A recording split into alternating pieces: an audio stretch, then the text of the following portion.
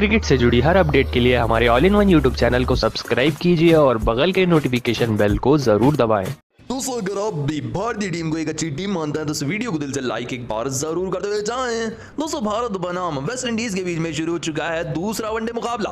दोस्तों आप सभी को बता दें इस मुकाबले में वेस्ट इंडीज के कप्तान पूरन ने टॉस जीता और पहले बल्लेबाजी का किया फैसला, जिसके चलते भारतीय टीम गेंदबाजी के लिए। दोस्तों इस मुकाबले में पहली विकेट गिरी वेस्ट इंडीज की काइल मेयर्स के रूप में, जो पिछले मुकाबले में तूफानी प्रदर्शन कर चुके थे। दोस्तों दीपक हुडा जो की एक पार्ट टाइम गेंदबाज है भारतीय टीम के, उन्होंने इनकी विकेट निकाली। इस तरीके से घूमती हुई गेंद पर एज दे बैठे काइल मेयर्स अपने बल्ले का और सामने हुडा ने उनकी कैच पकड़ ली, जिसके चलते काइल मेयर्स 39 रन बनाकर 23 गेंदों का सामना करते अपनी बड़ी विकेट गंवा बैठे। दोस्तों काइल मेयर्स आउट होने के बाद भी विकेटों का सिलसिला बरकरार रहा। शिमरू ब्रूक्स जो पिछले मुकाबले में अच्छी बल्लेबाजी कर चुके थे, इस बार पढ़ नहीं पाया अक्षर पटेल की इस गेंद को। दोस्तों इस बार जाती हुई गेंद पर इस तरीके से अपने बल्ले का बड़ा एज बैठे शिमरू ब्रूक्स और स्लिप में खड़े थे हमारे गब्बर धवन, जिन्होंने शानदार कैच लपक ली। 35 रन बनाकर 36 गेंदों का सामना करते ब्रूक्स आउट हुए। दोस्तों उनके बाद आते ही ब्रैंडन किंग यूजवेंद्र चहल का शिकार हुए। 0 रन पर खेल रहे थे। चहल ने घूमती हुई गेंद फेंकी, शॉट लगाने के चक्कर में टॉप एज से बैठे अपने बल्ले का ब्रैंडन किंग और नीचे खड़े स्लिप में गब्बर ने एक और कैच पकड़ ली। 0 रन बनाकर ब्रैंडन किंग आउट हुए, जिन्होंने पिछले मुकाबले में अर्धशतक की पारी खेली थी। इसी के साथ अक्सर ने एक, हुडा ने एक और चहल ने एक विकेट निकाली। लेकिन उसके बाद मैदान पर जो पहले सलामी बल्लेबाज आए थे, जो पिछले मुकाबले में सिर्फ 10 रन पर आउट हो गए थे, और उनके साथ निकोलस पूरन जो बल्लेबाजी करने आए, इन दोनों की पार्टनरशिप ने वेस्ट इंडीज को बेहतरीन स्थिति पर लेकर आ गए। 200 शाही होप ने तूफानी बल्लेबाजी की। पिछले मुकाबले में जो जल्दी पर आउट हो गए थे, उसकी कसर उन्होंने इस मुकाबले में निकाली। 200 आप सभी को बता दें इस मुकाबले में तूफानी बल्लेबाजी से शाही होप ने पहले सलामी बल्लेबाज के तौर पर अपना तूफानी अर्धशतक लगाया और बल्लेबाजी बरकरार रहे थे। 200 आप सभी को बता दें इनके साथ बल्लेबाजी करने आए थे नंबर 5 पर निकोलस पूरन। 200 इन्होंने भी बेहतरीन साथ दिया, जिसके चलते 200 रन पर पहुंच चुकी है वेस्ट इंडीज की टीम 35वें ओवर में, जिसमें से काफी बेहतरीन बल्लेबाजी कर रहे हैं शाही होप जो 80 रन पर नाबाग हैं और पूरन 35 रन पर नाबाग है। दोस्तों ऐसे में पूरन और होप के बीच में पार्टनरशिप बड़ी हो रही थी, तभी शार्दुल ठाकुर की यॉर्कर गेंद को पढ़ नहीं पाए निकोलस पूरन और इस तरीके से क्लीन बोल्ड होकर रह गए। दोस्तों इस तरीके से निकोलस पूरन बोल्ड होकर रह गए। दोस्तों तूफानी अर्धशतक की पारी खेल, 74 रनों की तूफानी पारी खेल का शार्दुल ठाकुर के हाथों कप्तान पूरन आउट हुए, लेकिन उनके बाद भी शाही होप की तूफानी बल्लेबाजी बरकरार रही और आखिरकार अपने शतक तक पहुंच ही गए। जी हां दोस्तों, इस वनडे श्रृंखला का पहला शतक लगाया वेस्ट इंडीज के पहले सलामी बल्लेबाज शाही होप ने और इतिहास रच दिया है मैदान पर। दोस्तों आप सभी को बता दें उनके साथ बल्लेबाजी करने आए थे रोमन पोवेल, लेकिन ये भी आते ही ताबड़तोड़ शॉट्स लगाने के चक्कर में ठाकुर की इस गेंद पर सामने खड़े ईयर को अपनी कैच से बैठे। दोस्तों ये फिनिशर के रूप में आए थे, लेकिन अपना काम नहीं कर पाए। 13 रन बनाकर 10 गेंदों का सामना करते हुए रोमन पोवेल अपनी विकेट गंवा बैठे। दोस्तों फिलहाल शाही होप उनके बाद भी बल्लेबाजी कर रहे थे और शाही होप की तूफानी बल्लेबाजी बरकरार थी। उनके साथ रोमोरियो शेफर्ड आए थे मैच को फिनिश करने के लिए, ये भी तूफानी बल्लेबाजी कर रहे थे, शाही होप भी तूफानी बल्लेबाजी कर रहे थे। तभी कहानी में ट्विस्ट डाला शार्दुल ठाकुर की यॉर्कर गेंद ने बल्ले का एज लेकर बाउंड्री पर खड़े अक्षर पटेल के हाथों में जाकर गिरी गेंद और शतक लगाने वाले बल्लेबाज शाही होप 115 रन बनाकर 135 गेंदों का सामना करते हुए 3 छक्के लगाकर 8 चौके लगाकर शार्दुल ठाकुर की गेंद पर बेहतरीन पारी खेलकर आउट हुए। 200 इनके बाद मैदान पर आकिल हुसैन ने 6 रन लगाए और उनके साथ बल्लेबाजी कर रहे थे रोमोरियो शेफर्ड, जिन्होंने 15 रन लगाए, जिसी के साथ 50 ओवर पूरे हो गए वेस्ट इंडीज के और वेस्ट इंडीज ने अपने निर्धारित 50 ओवर में भारतीय टीम के खिलाफ दूसरे वनडे मुकाबले में 311 रन लगा दिए हैं। जी हां दोस्तों 311 रन लगा दिए वेस्ट इंडीज ने 6 विकेट के नुकसान पर। दोस्तों आपको क्या लगता है, क्या शिखर धवन को आने वाले समय में भारतीय टीम का कप्तान बनाना चाहिए या नहीं? इसका जवाब हमें कमेंट में एक बार जरूर बताते हुए जाएं। दोस्तों भारत और वेस्ट इंडीज का पहला वनडे मुकाबला काफी ज्यादा रोमांचक रहा। दोस्तों आखिरी ओवर में मोहम्मद सिराज ने वेस्ट इंडीज को पानी पिलाकर रख दिया अपनी गेंदबाजी से, लेकिन इस मुकाबले में शिखर धवन हैरान हो चुके थे आखिरी ओवर की दूसरी गेंद पर। दोस्तों आप सभी को बता दें ये मुकाबला सिर्फ एक गेंद पर आकर ठहर गया था, लेकिन उससे पहले जो सिराज ने गेंद डाली थी वो सबसे नायाब थी, क्योंकि 2 गेंदों पर 8 रनों की दरकार थी जीत के लिए। सिराज जैसे ही अगली गेंद फेंकने आए तो सिराज के हाथों से गेंद फिसल गई और गेंद गई वाइड की ओर। वाइड जाते जाते जा रही थी बाउंड्री की तरफ गेंद, तभी संजू सैमसन आया सुपरमैन बनकर और इस तरीके से जाते हुए चौके को रुका दिया। 202 गेंदों पर 8 रनों की दरकार थी, अगर ये चौका चले जाता तो वाइड के 4 रन, 1 रन वाइड का मिल जाता और 5 रन मिल जाते, लेकिन संजू सैमसन ने सिर्फ वाइड पर इस गेंद को रोक लिया, जिसके चलते संजू सैमसन ने भारतीय टीम के लिए 5 रन बचाए।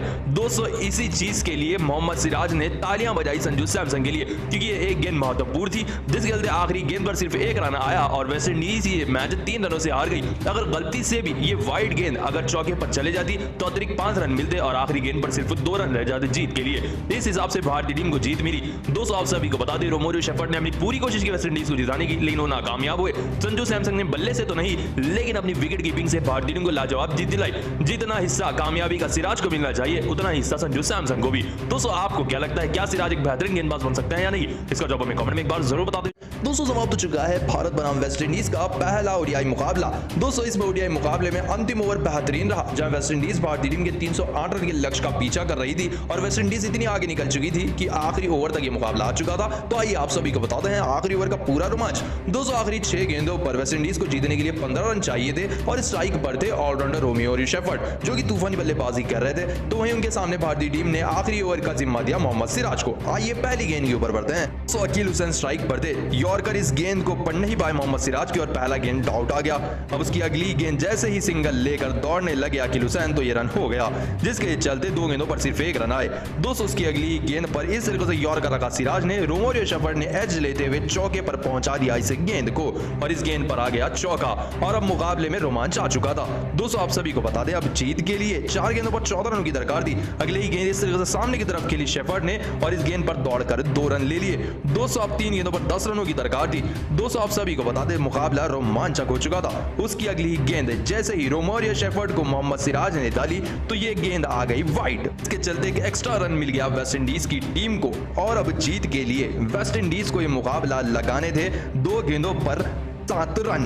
अब सिराज जैसे ही ओवर की अगली गेंद फेंकने लगे तो रोमियो शेफर्ड ने इसे भी ढकल कर 2 रन ले लिया और अब 1 गेंद पर 5 रनों की दरकार थी जीत के लिए वेस्ट इंडीज टीम को। इस स्ट्राइक पर थे रोमियो शेफर्ड, गेंदबाज से मोहम्मद सिराज। सभी की नजरें आखिरी गेंद पर थी। दोस्तों सभी की नजरें मोहम्मद सिराज की आखिरी गेंद पर थी। 5 रन चाहिए थे 1 गेंद पर। स्ट्राइक पर थे शेफर्ड, जैसे ही यॉर्कर गेंद एक और बार फेंकी तो बुरी तरह से मिस कर बैठे इस गेंद को शेफर्ड और इस गेंद पर सिर्फ 1 रन आया, जिसके चलते 3 रनों से भारतीय टीम ने शानदार मुकाबला जीत लिया। जी हाँ दोस्तों, शेफर्ड ने अपना जी जान लगा दी मुकाबला जीतने के लिए, लेकिन सिराज ने आखिरी ओवर में 11 रन देकर भारतीय टीम को शानदार जीत दिलाई।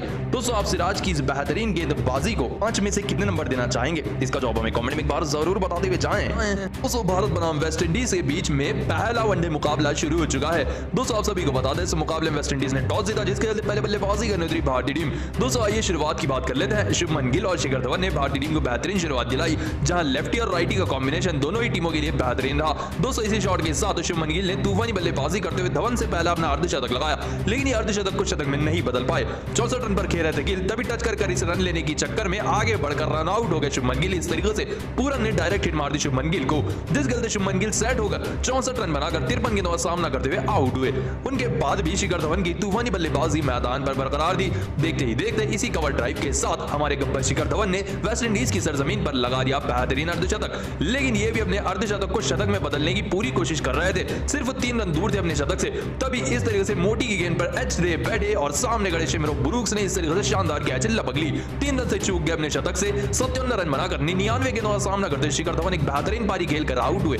203 नंबर पर आए वाइस कप्तान भारतीय टीम के श्रेयस अय्यर।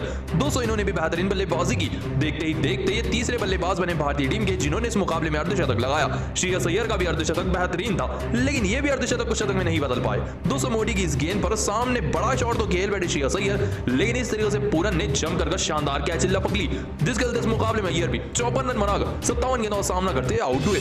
उनके बाद से पूरी भारतीय टीम ढह गई। बड़े बड़े नाम तो शामिल थे जैसे कि संजू सैमसन, लेकिन ये भी रोमियो शेफर्ड की इस गेंद को पढ़ नहीं पाए और अंपायर ने एलबीडब्ल्यू आउट दे दिया। रिव्यू लेने के बाद भी बच नहीं पाए।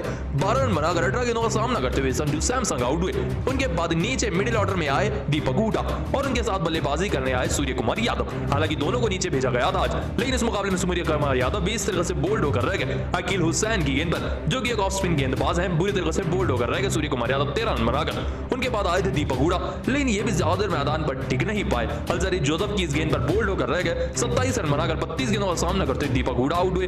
उनके बाद इस तरह से अक्षर पटेल भी आउट हो गए 21 रन बनाकर 21 गेंदों का सामना करते हुए। यहीं पर भारतीय टीम के 50 ओवर समाप्त हो गए। अंत में शार्दुल ठाकुर ने 7 रनों की पारी खेली, जिसके चलते 308 रन लगाए भारतीय टीम ने 7 विकेट के नुकसान पर।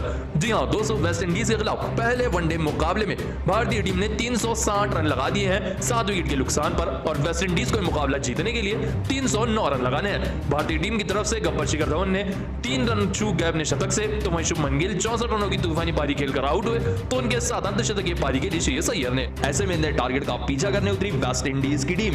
दोस्तों वेस्ट इंडीज को शुरुआत उनके दोनों ही सलामी बल्लेबाजों ने बेहतरीन दिलाई, लेकिन सिर्फ काइल मेयर्स ही एक ऐसे ताबड़तोड़ बल्लेबाज से जिन्होंने रॉकेट से भी तेज शुरुआत दिलाई वेस्ट इंडीज को।